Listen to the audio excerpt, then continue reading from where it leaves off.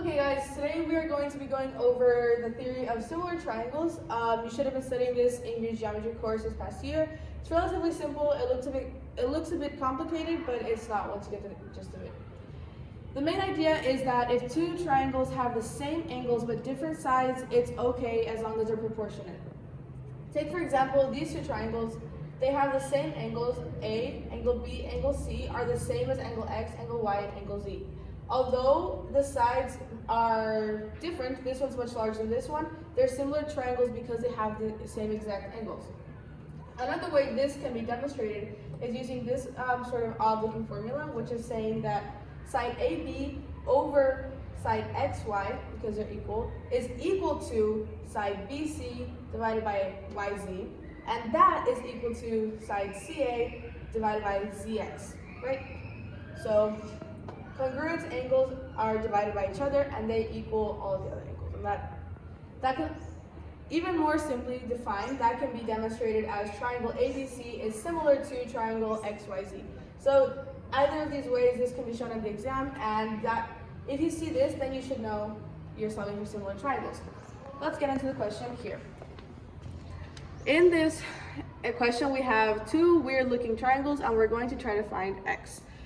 You have first triangle ABC, which is this little one here, and then you have triangles ADE, and that's this larger one here.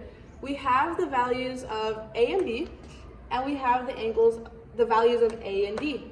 So immediately you know that you have to substitute x minus 3 into the numerator and x minus 3 plus 8 in the denominator.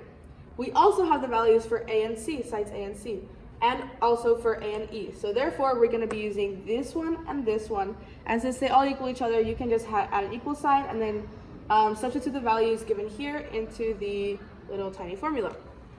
Once you move on from that, you simplify the denominator. So x minus 3 plus 8 is just x, and then 8 minus 3, which is 5, so x plus 5. And here you have 3 plus 5 is 8, so x plus 8. You cross multiply, and if you are confused about why this works, we have another video explaining the cross multiplication.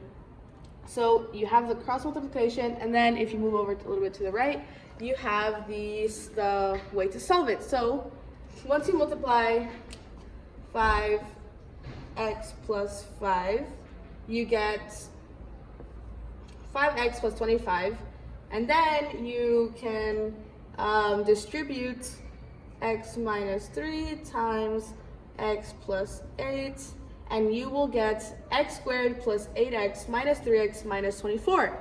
That might look a little bit complicated, but once you understand how you do it, it's very simple. Once you have these two little quadratic equations, you then simplify. So first you combine the like terms, so 8 minus 3x would become 5x, so you have, and here they're already simplified. So you have 5x plus 25 equals x squared plus 5x minus 24. Subtract 5x from each side, and you get 25 equals x squared minus 24.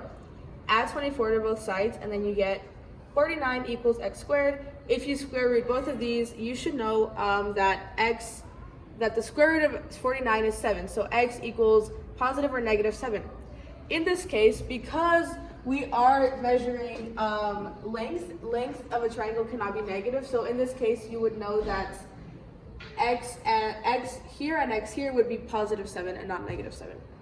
Thank you guys for watching. If you have any more questions about any part of your course or any part of math, please drop a comment or email the MAT at EARJ and let us know if you enjoyed this video.